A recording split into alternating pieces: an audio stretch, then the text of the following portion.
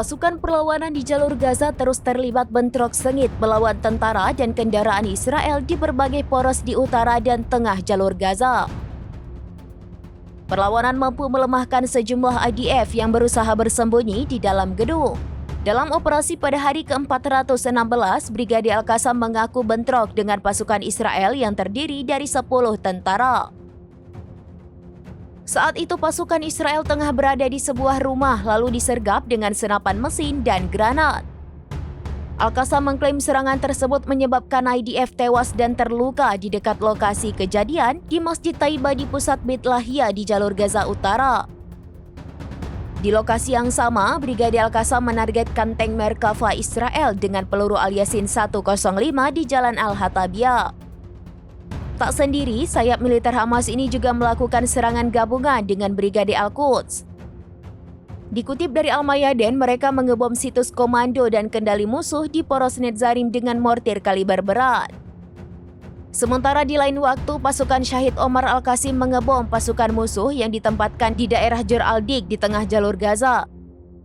Mereka meluncurkan serangan dengan sejumlah mortir.